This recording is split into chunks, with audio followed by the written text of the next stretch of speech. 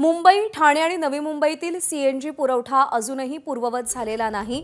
मात्र काही ठिकाणी सीएनजी विक्रीला सुरुवात झाली आहे. काही सीएनजी पंपावर वाहनांच्या लांबच लांब रांगा लागल्यात. वडाळा येथील महानगर गॅसच्या सिटी स्टेशनच्या ठिकाणी सीएनजी गॅस पुरवठा करणाऱ्या गेल पाईपलाईन दुरुस्तीचं काम अद्यापही सुरू आहे. त्यामुळे अजूनही काही सीएनजी पंपांमध्ये सीएनजीचा पुरवठा झालेला नाही. मुंबई, ठाणे, नवी मुंबईतील 389 सीएनजी स्टेशन्सपैकी 225 सीएनजी स्टेशन सुरू झालेत.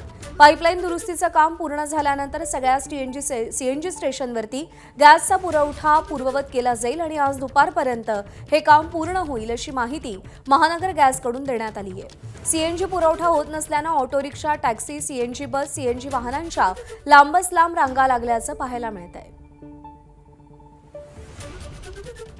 आणि कुर्ला परिसरातून आपले प्रतिनिधी अजय माने सध्या आपल्यासोबत आहेत. अजय, कुर्ल्यातल्या पेट्रोल पंपाबाहेर, सीएनजी पंपाबाहेर सध्या नेमकं काय चित्र आहे आणि सगळा पुरवठा व्यवस्थित होऊन सीएनजी पुरवठा रिक्षा चालकांना, वाहनधारकांना सुरळीतपणे व्हायला अजून किती वेळ लागेल?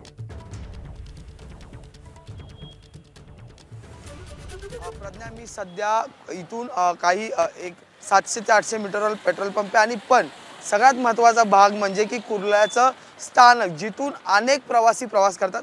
खरं तर सीएनजीचा फटका रिक्षा, टॅक्सी, कॅब चालकांना तर पडलेला आहे, पण प्रवाशांना सुद्धा पडलेला आहे. आपण जर पाहिली तर मोठी अशी रांग आता ही स्थानकाबाहेर लागलेली आहे. रिक्षाची वाट बघण्यासाठी ही सगळी लोक जे ते उभे आहेत, पण रिक्षा या ठिकाणी सतत आपल्याला जर पाहिलं तर वाहनांची गर्दी पाहायला मिळते.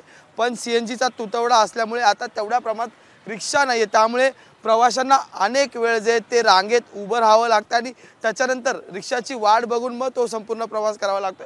आपण जर पाहिलं तर रस्ता अगदी जो आहे तो ह्या ठिकाणी मोकळा आपल्याला पाहायला मिळतो. खरं तर कुर्ला स्थानकाचा परिसर अगदी गजबजलेला असतो, पण रिक्षा, टॅक्सीला सीएनजी पुरवठा जो आहे तो विस्कळीत झाल्यानंतर अगदी अंशतः प्रमाणात रिक्षा या ठिकाणी येतात आणि त्यामुळे प्रवाशांची सुद्धा गैरसोय जी ती झालेली आपल्याला पाहायला मिळते. खरं तर इथून जे ते 2 महाविद्यालय जे ते जाण्याचा रस्ता आहे आणि त्यासाठी अनेक महाविद्यालयाचे विद्यार्थी जे ते या ठिकाणी रिक्षा आणि टॅक्सी पकडताना आपल्याला पाहायला मिळतात, पण ते सुद्धा आता या ठिकाणी तात्काळच उभे राहिलेले पाहायला मिळतात. त्यासोबतच अनेक ऑफिसेस आणि कार्यालय, कॉर्पोरेट जे ते ह्या ठिकाणाहून पुढच्या दिशेने जाताना आहेत आणि त्या ठिकाणी जाण्यासाठी सुद्धा लोक ह्या ठिकाणी गर्दी करतात. पण आता आपण जर पाहिलं तर या ठिकाणी रांगेत उभं राहावं लागते, नाहीतर या ठिकाणी मोठ्या प्रमाणात रिक्षा, टॅक्सीची गर्दी जी आहे ती पाहायला मिळते. पण आज जे ते सीएनजीचा तुटवडा रविवारी संध्याकाळपासून असल्यामुळे कुर्ला परिसरात जी आहे ती वाहतूक कोंडी सुद्धा नाही आहे, कारण की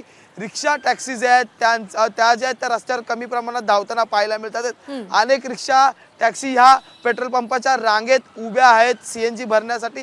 त्यामुळे हळूहळू जरी पुरवठा सुरू झाला असला तरीही त्याचा फटका अजूनही रिक्षा, टॅक्सी चालकांना आणि त्यासोबतच प्रवाशांना सुद्धा लागलेला आपल्याला पाहायला मिळतो. काल पहिला दिवस होता आठवड्याचा आणि आज दुसरा दिवस आणि दुसऱ्या दिवशी सुद्धा प्रवाशांना आता रांगेत रिक्षा आणि टॅक्सीची वाट बघत तात्काळ उभं राहिलेलं पाहायला मिळते. प्रज्ञा.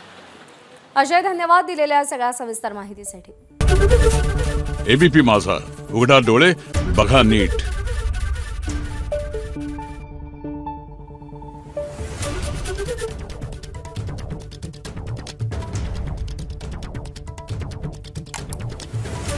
Thank you.